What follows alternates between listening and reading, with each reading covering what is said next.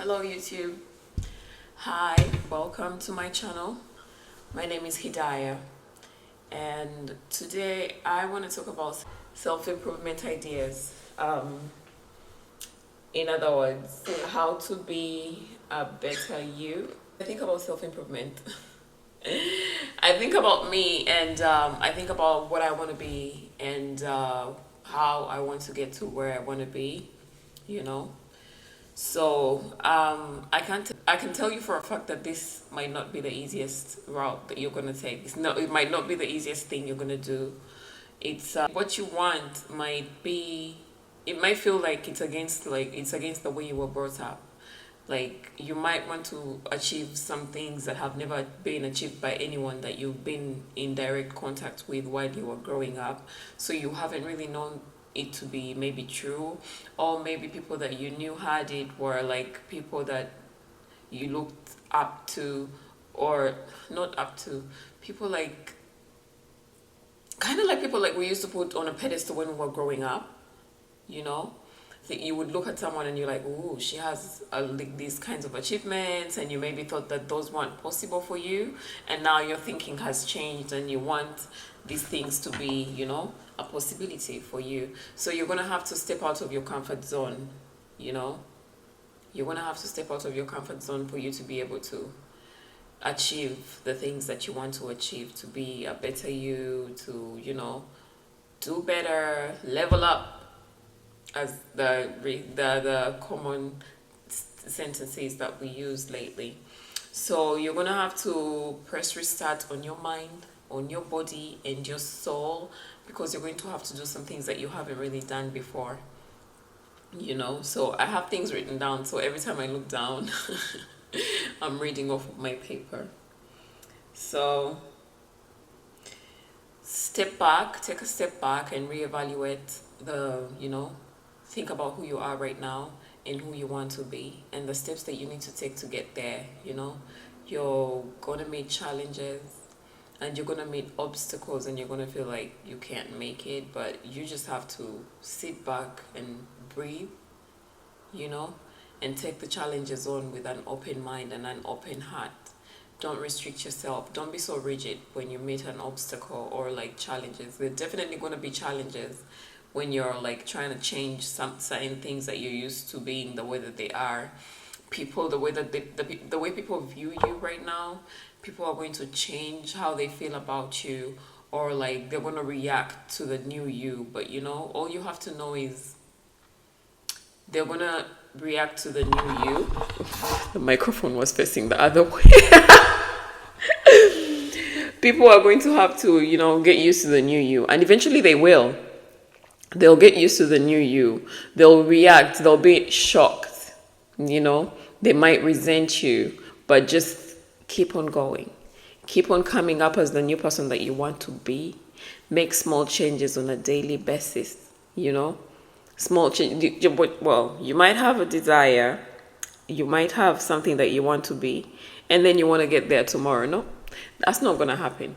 You think about something that you want to be, and you embrace it, and you accept it. And then you think about how you're going to get there. You start taking the steps that are going to be required of you to get where you want to get. But your biggest obstacle is your mind. Your biggest obstacle is your mind, because you're going to be introducing new things to your mind that your mind is not used to. And of course, it's going to resist. But you're the one that's in control. Your mind is not in control. Your mind is not in control. Your heart is in control. So one of the biggest challenges that you'll meet is going to be your mind. And you're going to have to figure out how to consistently, you have to be consistent with the things that you're implementing in your life in order to get where you want to be, So another thing that you need to know is that once you think about something that you want to be, you need to know that this is a possibility. The only reason as to why you're thinking about it is because it's possible, and it's because you've probably seen it somewhere and you want it. So you know at the back of your mind that it's possible. So you that also gives you the courage to move forward and pursue and persevere, you know, get where you want to get because you know it's possible. As long as you know it's possible, you're always going to find a way around it. You're always going to find a way around the challenges, you know, and believe in yourself. So on your way to the leveled up you, the new you, the Hidayah 2.0, the Jennifer, the Aisha 2.0, the Sarah 2.0, on your way there, you're going to find things that you don't know. And I urge you to be open to learning. Give yourself the permission to learn and give yourself the patience. The way you're patient with other people, you need to be patient with yourself, because you're probably 30 years old or 28. I hope you're finding this video earlier in your life and it's going to be helpful for you. But whatever age you are, remember that that's the number of years that you've been thinking the way that you've been thinking. And now the fact that you want to change that the way that you think or the way that you present yourself to the world is new. So you have to give yourself the grace. Be patient with yourself. Allow yourself, give yourself permission to learn the things that you need to learn, you know, because there's definitely going to be things you need to learn. So intentionally learn these things. Intend to learn them and you will. Be very flexible on your way there. Don't be rigid. Don't be constricted. There are very many ways that we learn to do things. Don't hold yourself down to a particular way that, oh, this is how I'm going to learn this. No, be flexible. There are so many ways in which you can learn these new things that you're intending to, you know, bring into your life. So whichever way is easier for you, whether it's to read a book or listen to an audio or read a book through Audible. Personally, I prefer reading with Audible. I always told myself that I wasn't good at reading. But now if I show you the number of books that I have, you'd be surprised. But I like the mix. I like to read with Audible. Like, it's an app that has audiobooks that you buy. Like, they give you a credit every month and you get a book. They're books that are 1 credit. Well, most of the books that I have have been 1 credit so far. So I like Audible because I can read on the go. I can read and cook. I can listen to the audio to the audiobook and I'm cleaning up. I'm like finishing my chores in the house and I'm listening. And I'm very good at retaining information. I have come to realize that about myself. I didn't know this about myself, but I'm pretty good at retaining information. I won't tell you word by word what the sentence said, but when I read something, as long as I understand it, I retain the idea. You know what I mean? Like, if a book, I mostly read self-development books, you know, depending on how I'm feeling. So if I read a book and it's maybe I don't know what example to give you, but when I read a book, I retain it. Like The Secret. The Secret is one book that I've listened to on Audible, or like Think Like a Man and Act Like a Lady. So that title, or Think and Grow Rich by Napoleon Hill. I retain the idea. I might not come out and tell you the exact sentence that the book was saying. It's the same thing that comes to me. It's the same when it comes to the physical books that I read. I retain the idea, but that's just me. This is how I read. I used to think that I wasn't good at reading, but when I started reading these books, I started reading. I think the first book that I read and I enjoyed was Becoming by Michelle Obama. I loved it. And I realized from the time that I read that book that I am good at reading when I decide, you know, when I look at it, because that book, let me see, I think I have it. I have it. It was pretty close. So this is a very big book. Before I started reading books this big, I would look at the book and be like, yeah, no, that's not going to be me reading that book. But when I read this book, I was so into it, I didn't want to finish it. So I would read it like when I was at work and I was done with with everything that I was supposed to be doing. I would sit down and read this book, and then I felt like I was going so fast, and so I would pause because I was into it. I was enjoying it very much. I should read it again. But anyway, don't restrict yourself, is what I'm trying to say. Once you decide that you're going to do something, believe me when I tell you, this is coming from a girl that never used to like reading. Even when I was in school, when it came to reading textbooks, I didn't like reading textbooks. I liked reading pamphlets because the pamphlets had like summarized information. So I preferred to read the pamphlets because I was so afraid of the textbooks. The textbooks were so big, they intimidated me. But once I read this book, Becoming, by Michelle Obama, and I loved it, and I saw how into it I was, and I saw how fast I read it. I think I read it in a week. And that was a bonus for me because I had never done that, you know. Anyway, so allow yourself to learn in different kinds of ways. If it's reading a book, if it's listening to an audiobook, don't restrict yourself. Nobody said that there was a particular way that you were supposed to learn something. If you're going to watch a video about something and that's how you're going to learn it, watch a video about something and learn it.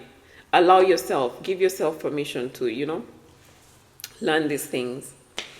One of the ways that you can be a better person, or like not a better person, one of the ways that you can be a better you is by having a relationship with God, having a relationship with your creator, have a relationship with Allah, have a relationship with the higher power. I don't know what you call it. I call God, I call it Allah. Have a relationship with Allah. I grew up a Muslim, and I grew up knowing I had to pray 5 times a day. And that was just about it. I don't know, maybe I didn't retain the information when I was taught how to pray or anything like that, but I knew how to pray. I knew that you recite Surah Al-Fatiha and then you add on another surah when you're reciting for every rakah. I knew what you say when you go down on your knees, when you prostrate on the floor. I knew everything you say. But I want to say that I didn't really know how to connect to God. I didn't have a personal relationship with God. I was always praying because it was Muslims pray 5 times a day, you know? And when it's time for prayers, you drop everything, you go and pray. But as I've grown up, as I am right now, I have a better relationship with God because I now understand the aspects of prayer, the aspects of talking to God, the aspect of, you know, relating with God, having a conversation with God, praying to God, talking to God, you know. So have a relationship with God and you will get all the guidance that you need. When you have a relationship with the Creator, because He gives you everything that you need. Everything that's on the earth was created by Him, and everything that you need, He knows. So have a relationship with your Creator, have a relationship with God, whatever you want to call, have a relationship with Him, and you're going to be okay. Okay. So I think I already talked about being consistent. You need to be consistent because you're introducing new things to your brain. I think the scientific research is it takes a total of 21 days for your brain to rewire, to rewire and retain like a new idea that you're introducing to it. So you need to be consistent when you're doing new things, especially things that you're learning newly that you haven't been doing while growing up. Be consistent and you'll get where you want to be. And declutter. I was the queen of hoarding. Is it called? I think it's called hoarding, where you like hold on to stuff. You don't want to let go of stuff that you're not even using anymore. Like you hold on to a dress that you haven't worn in years, but because it's cute and you used to like it when you just got it. Declutter. All these things are confusing you. They're in your space you would use for like, you know, reasonable things that are useful to you right now. You're holding on to things that you don't need anymore. Declutter. Get rid of things. That way your brain also declutters and gets rid of the old information and rewires with the new information, you know. Yeah. So, one more thing I want to say is take care of yourself. If you need to take care of yourself. You need journal. Journaling is when you like write down your feelings, the thoughts that are crossing your mind. Things make more sense when you put them down on paper. I promise you. They make more sense when you're putting them down on paper. You might be stressed about something that's not even a big deal. So when you're stressed about something, go pray and then write it down. When you write it down, you're going to reread it and then you'll be like, wait, what? Why is this stressing me? Anyway, so journal. You'll understand yourself better when you journal, actually. You understand yourself better when you journal. Be healthy. I mean, take care of your health. I am no health expert, but I know that drinking water is one of the healthiest things that you will do. Your brain is a big percentage of your brain is water. I'm not going to specify the percentage because I don't know the percentage of head. I know I've heard of it before, but I know that a big percentage of your brain is water. So for your brain to function, for you to function very well, you drink water. Sometimes when you have a headache, they tell you, have you drunk water? Have you drunk water? So they tell you to drink more water when you have a headache or when you're feeling dizzy. They tell you to drink more water. Well, I know that they used to tell me that growing up. Even when we're fasting in Ramadan, when you're breaking your fast, they encourage you to drink a lot of water. When you're taking your suhoor, they encourage you to drink a lot of water because you're going to spend long hours without drinking. So you need to drink. Because some of it is retained. Yes, you will go to the bathroom a lot, but some of it is retained, right? So I know that drinking water is good for you. I also know that taking care of your health is good for you. Sometimes I remember growing up, they would when you have a headache, they'll tell you to go to the bathroom and do number 2. Do number 2 and take some water and go to sleep. So your gut health is very directly related to your digestion, so when you go to the bathroom, you're digesting well your food. You go to the bathroom or like go number 2, and you drink water. You go to the bathroom and go number 1. You get enough rest. This is all connected to your sleep. Your brain is rewiring when you're sleeping, and then you check in with yourself. When you decide to do something, relax and sit back and like think about how you're feeling.